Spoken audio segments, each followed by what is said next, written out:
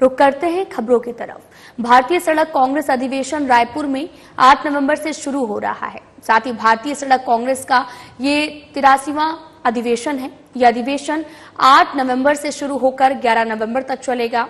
अधिवेशन में मुख्य अतिथि केंद्रीय सड़क और परिवहन मंत्री नितिन गडकरी भी होंगे। साथ ही गडकरी कार्यक्रम में शामिल होने के लिए 8 नवंबर को रायपुर पहुंच रहे हैं। रायपुर में इस बात की जानकारी उप मुख्यमंत्री अरुण साव ने पत्रकार वार्ता के दौरान दी है। उन्होंने बताया कि इंडियन रोड कांग्रेस सड़क और सेतु निर्माण से संबंधित गाइडलाइंस निर्धारित करने का काम, स्टैंडर्ड निर्धारित करने का काम यानी कि मानक निर्धारित करने का काम देश की सर्वोच्च संस्था है। इंडियन रोड कांग्रेस की ओर से निर्धारित स्टैंडर्ड मापदंडन के हिसाब से भारत सरकार और अन्य जो निर्माण एजेंसियां और सरकार है सब उस स्टैंडर्ड के हिसाब से काम करती है। इंडियन रोड कांग्रेस का अधिवेशन किसी न किसी राज्य में आयोजित होता है। हम सबका सौभाग्य है कि इस बार की यह अधिवेशन आयोजित करने का अवसर छत्तीसगढ़ को मिला है। छत्तीसगढ़ के लिए बहुत ऐतिहासिक और गौरव भी जो है व्यक्त किया है। इंडियन रोड कांग्रेस का 83वां अधिवेशन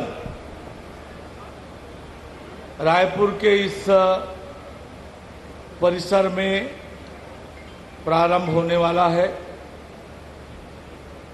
और इस पत्रकार वार्ता में मीडिया के सभी साथियों का हार्दिक अभिनंदन और स्वागत है। इंडियन रोड कांग्रेस सड़क और सेतु निर्माण से संबंधित गाइडलाइंस निर्धारित करने का काम, स्टैंडर्ड निर्धारित करने का काम यानी मानक निर्धारित करने का काम, ये देश की सर्वोच्च संस्था है। इंडियन रोड कांग्रेस द्वारा निर्धारित स्टैंडर्ड मापदंड के हिसाब से भारत सरकार और अन्य जो निर्माण एजेंसियां हैं सरकारों की, वे सब उस स्टैंडर्ड के हिसाब से काम करती हैं और हर वर्ष इंडियन रोड कांग्रेस का अधिवेशन किसी न किसी राज्य में आयोजित होता है और हम सबका सौभाग्य है कि इस बार ये अधिवेशन आयोजित करने का अवसर छत्तीसगढ़ को मिला है। ये छत्तीसगढ़ के लिए बहुत ही ऐतिहासिक और गौरव करने वाला पल है जब देश के 2000 से अधिक इंजीनियर्स, विशेषज्ञ, वैज्ञानिक पूरे देश भर से यहां आने वाले हैं। टेक्निकल सेशंस होंगे और जो दुनिया में इनोवेशन हो रहे हैं रोड निर्माण को लेकर, रोड एक्सीडेंट को रोकने को लेकर,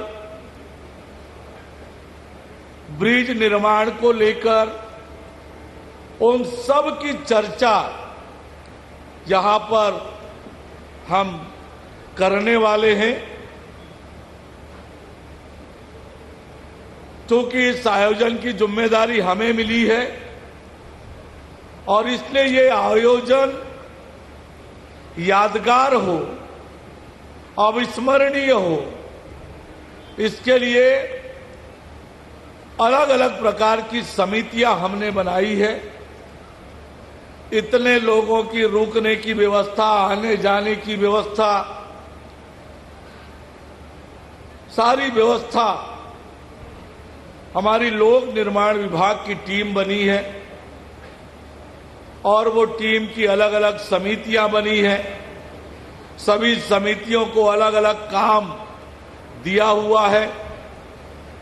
आवास के लिए अलग अलग स्थान पर व्यवस्था किया गया है, और ताकि हमारे देश भर से जो अभियंता आने वाले हैं, विशेषज्ञ आने वाले हैं, वैज्ञानिक आने वाले हैं, उनको किसी तरह की दिक्कत ना हो और आए तो बहुत प्रसन्न होकर यहां से जाएं। ये व्यवस्था और इसकी तैयारी हम सब ने की है। जैसा कि आपको बताया गया है कि कल हमारे देश के सड़क एवं परिवहन मंत्री माननीय नितिन गडकरी जी इस अधिवेशन का सायं 4:30 बजे शुभारंभ करेंगे। अध्यक्षता हमारे राज्य के मुख्यमंत्री आदरणीय विष्णुदेव साय जी करने वाले हैं। इंडियन रोड कांग्रेस के सभी पदाधिकारी आए हुए हैं और उनके देखरेख में कल से यानी 8 से 11 तक ये अधिवेशन चलने वाला है। जिस परिसर में हम बैठे हैं ये अलग अलग कंपनियों के स्टॉल हैं, कुछ सरकारी विभागों के भी स्टॉल हैं जो सड़क निर्माण के क्षेत्र में, रोड सेफ्टी के क्षेत्र में, सेतु निर्माण के क्षेत्र में और निर्माण के अलग अलग विधाओं के लिए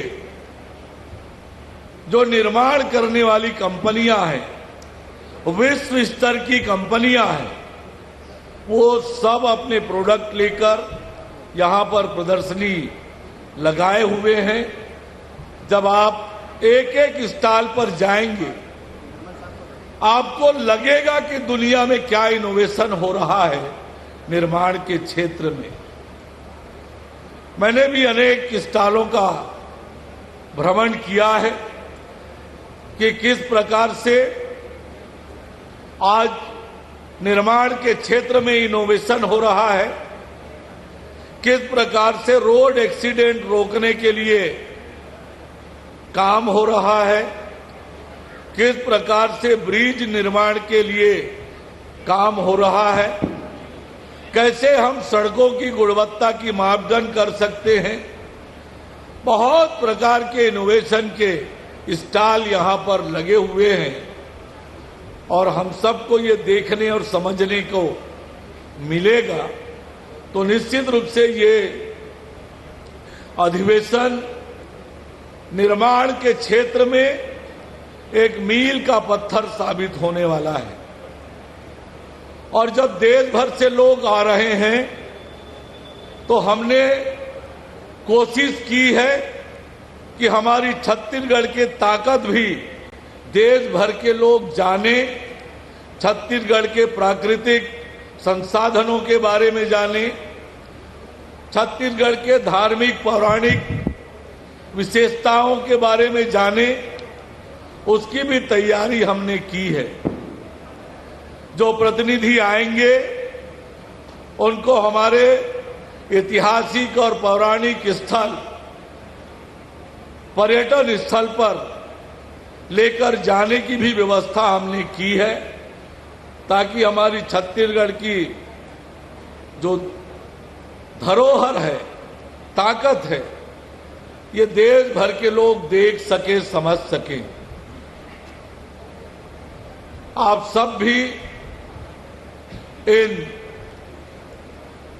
दिनों में देखेंगे कि इसका कितना बड़ा लाभ आने वाले समय में न केवल छत्तीसगढ़ को और देश को भी मिलेगा।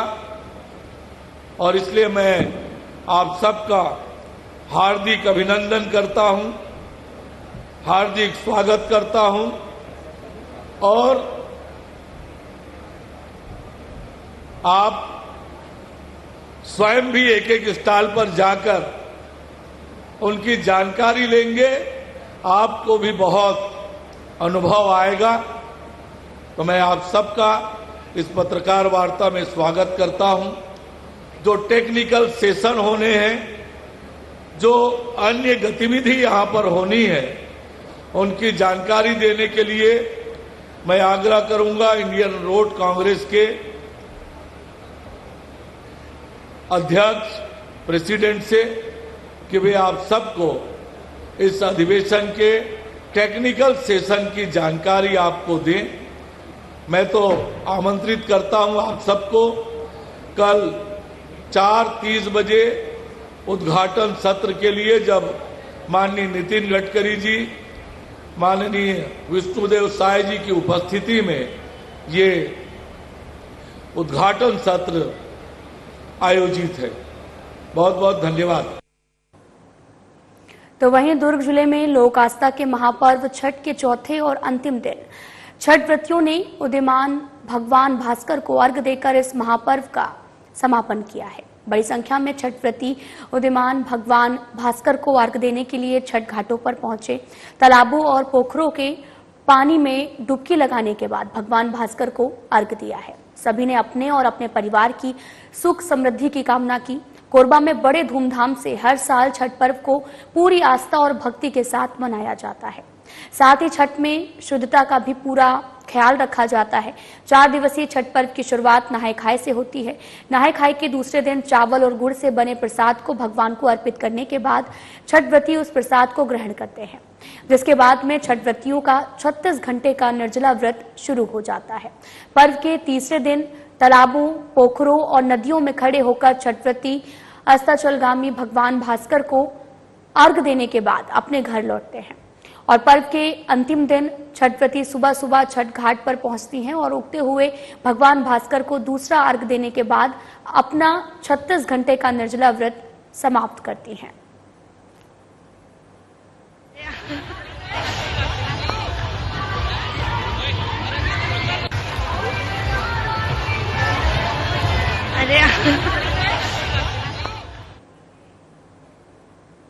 तो वहीं छत्तीसगढ़ में 14 तारीख से धान खरीदी होना है। सरकार की ओर से पूरी तैयारी कर ली गई है, लेकिन धान उपार्जन समिति के कर्मचारी अनिश्चितकालीन हड़ताल पर बैठे हुए हैं। दुर्ग के 7 जिलों के 2058 धान खरीदी केंद्र के 2000 से भी ज्यादा कर्मचारी अपने 3 सूत्री मांगों को लेकर अनिश्चितकालीन हड़ताल पर बैठे हैं। संघ का भी कहना है कि जब तक इनकी मांगे पूरी नहीं हो जाती तब तक हम यहां पर डटे रहेंगे। ऐसे में 14 तारीख से होने वाले धान खरीदी को लेकर सरकार के सामने चुनौती बनी हुई है। आज हमारा चौथा दिन का जो आंदोलन है, ये हमारा चौथा दिन है और हम लोग जो है धान की सुखद के लिए हम लोग यहाँ पे डटे हुए हैं। जब तक शासन सुखद नहीं देगी, जब तक हमको सुखद का पूरा भरपाई नहीं करेगी, हम लोग यहाँ से हटेंगे नहीं और जब तक मांग पूरा नहीं होगा तब तक हम यहाँ से बिल्कुल डटे रहेंगे। ये हमारी पहली मांग है। हमारी 3 सूत्री मांग है और ये 3 सूत्री मांग जो है, पहला है हमारा वेतन अनुदान का। वेतन अनुदान जो एमपी गवर्नमेंट हम बाकी जगह दे रही है, उसी तरह से छत्तीसगढ़ में भी सभी समिति को वेतन अनुदान दे, जिससे कि यहाँ के कर्मचारियों को नियमित वेतन मिल सके। उप मुख्यमंत्री अरुण साव का बयान सामने आया, जिसमें उन्होंने छत्तीसगढ़ में धर्मांतरण को लेकर अपनी प्रतिक्रिया दी है। कांग्रेस के बयान पर पलटवार करते हुए उन्होंने कहा कि कांग्रेस के लोग दोहरा चरित्र रखते हैं। एक तरफ कांग्रेस की सरकार थी तब धर्मांतरण का खेल खेला जा रहा था। हमारी सरकार पूरी तरीके से धर्मांतरण का विरोध कर रही है। आमंत्रण का मुद्दा छत्तीसगढ़ में एक बार फिर से तूल पकड़ने लगा है और कुछ दिनों पहले बागेश्वर धाम की पंडित धीरेन्द्र कृष्ण शास्त्री का छत्तीसगढ़ आगमन हुआ। उसके बाद छत्तीसगढ़ में धर्मांतरण विरोधी यात्रा करने की बात भी उन्होंने कही है। इस पार्टी का दोहरा चरित्र है। एक तरफ उनके शासित राज्यों में सरकार के संरक्षण में धर्मांतरण होता है। पिछले जब कांग्रेस की सरकार थी तो हमने देखा छत्तीसगढ़ में किस प्रकार से धर्मांतरण का खुला खेल चला, पर हमारी सरकार धर्मांतरण रोकने के लिए, अवैध धर्मांतरण रोकने के लिए पूरी तरह से प्रतिबद्ध है और उस दिशा में काम भी कर रही है। उप मुख्यमंत्री अरुण साव ने पूर्व राज्यसभा सांसद स्वर्गीय गोपाल व्यास के निधन पर शोक व्यक्त किया है। साथ ही उन्होंने कहा कि देश को बड़ी हानि हुई है। उन्होंने अपना संपूर्ण जीवन समाज को दिया। जिन्होंने बीएसपी की नौकरी छोड़कर समाज के लिए अपना जीवन समर्पित कर दिया, ऐसे महान व्यक्तित्व का जाना छत्तीसगढ़ के लिए एक बड़ी हानि है।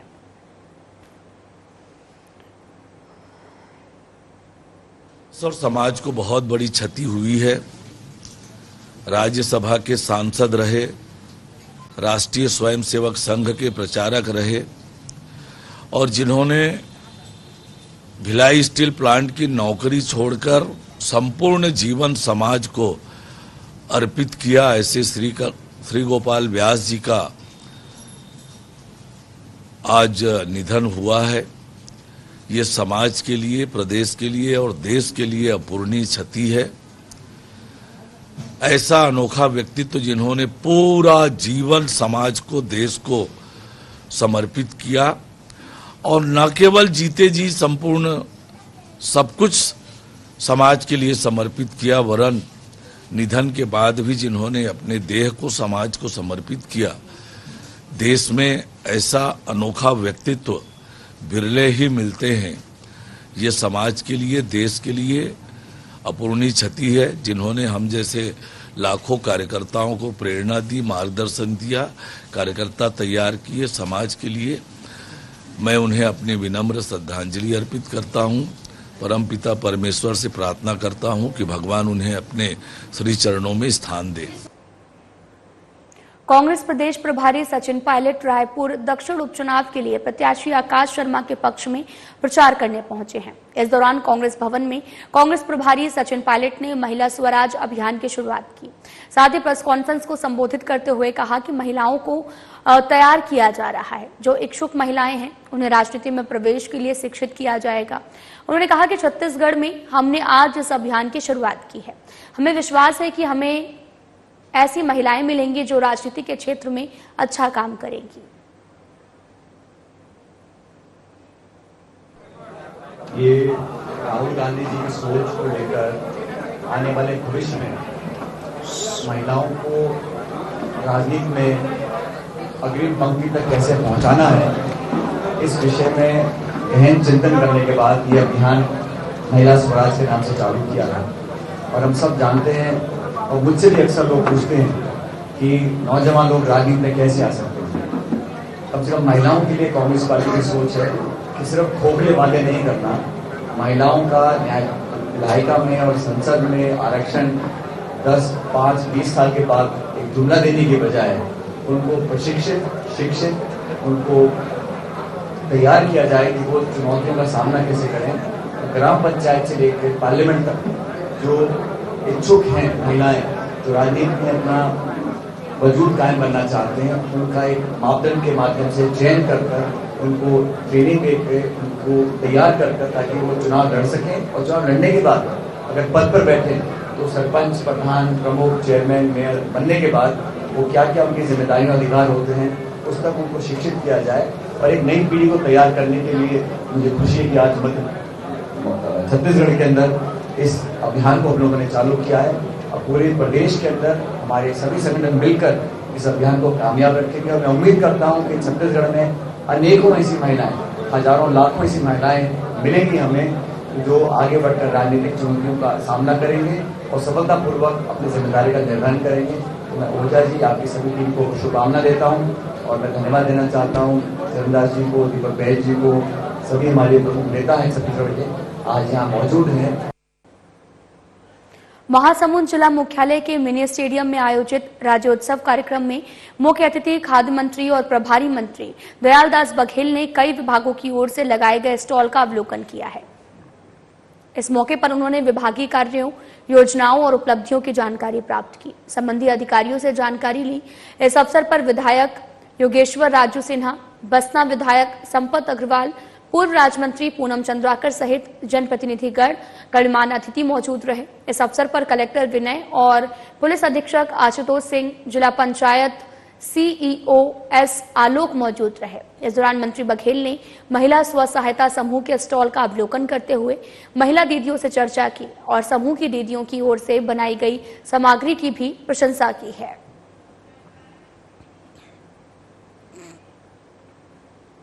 कोंडागांव में जिला स्तरीय राज्योत्सव 2024 कार्यक्रम के दौरान राष्ट्रीय ग्रामीण आजीविका मिशन बिहान की ओर से लखपति दीदी पहल के तहत में आजीविका गतिविधि का संचालन और उत्पादन कार्य को स्टॉल में प्रदर्शित किया गया। समारोह के मुख्य अतिथि केशकाल विधायक नीलकंठ टेकाम के उक्त प्रदर्शनी का अवलोकन किया गया।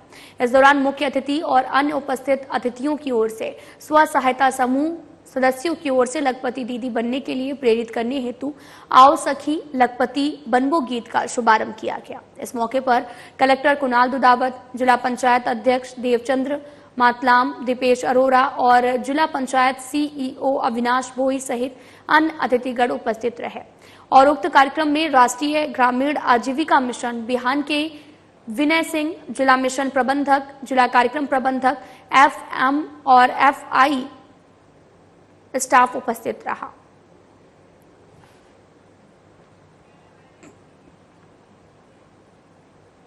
रायपुर संभागायुक्त महादेव कावरे ने कई विभागों में लंबित पेंशन प्रकरणों के निराकरण में तेजी लाने और अगले महीने तक प्रगति दिखाने के निर्देश अधिकारियों को दिए हैं। कावरे ने जल संसाधन, लोक निर्माण विभाग, स्वास्थ्य एवं चिकित्सक शिक्षा, स्कूल शिक्षा और आबकारी समाज कल्याण, कृषि आदि विभागों के संभाग स्तरीय अधिकारियों के साथ विभागों में लंबित पेंशन प्रकरणों पर कार्रवाई की समीक्षा की है।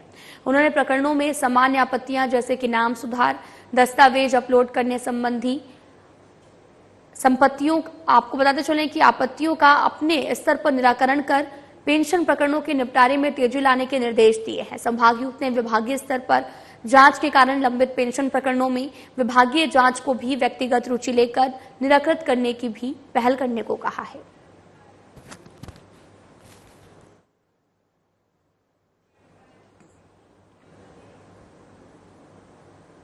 बीजेपी मीडिया प्रभारी अनुराग अग्रवाल का बयान सामने आया, जिसमें उन्होंने कहा कि कांग्रेसी रायपुर दक्षिण में चुनाव प्रचार में जा ही नहीं रहे हैं और इसलिए उन्हें मालूम नहीं है कि बीजेपी का पूरा संगठन सुनील सोनी को जिताने में लगा है। उन्होंने कांग्रेस पर हमला बोलते हुए कहा कि कांग्रेसियों को तो इस बात की चिंता करनी चाहिए कि उनके मेयर एजाज ढेबर पूरे चुनाव से गायब है। उनके दावेदार प्रमोद दुबे और साथ ही कन्हैया अग्रवाल ने रायपुर दक्षिण चुनाव से दूरी बना रखी है और सिर्फ बयान देने के लिए बयानबाजी करके कांग्रेसी अपनी जग हसाई करवा रहे हैं। रायपुर दक्षिण के चुनाव में घूम ही नहीं रहे हैं, इसलिए उनको पता नहीं लग रहा है कि भाजपा का पूरा संगठन प्रचंड बहुमत से सुनील सोनी को जिताने के लिए लगा हुआ है।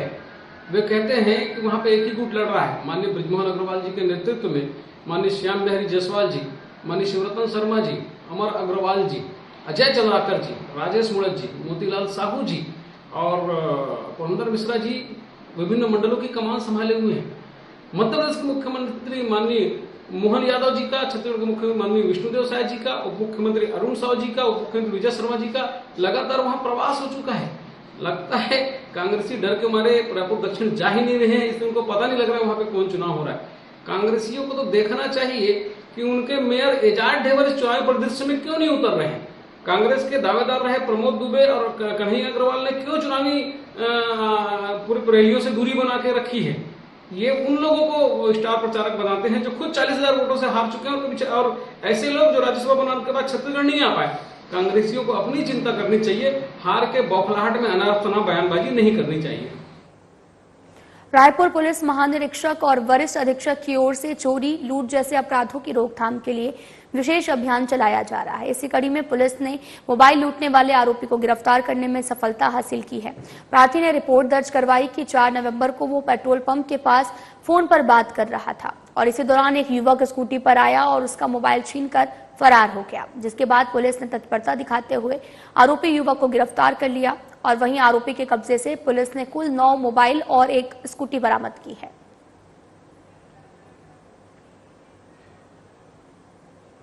फिलहाल बुलेटिन में इतना ही। नमस्कार।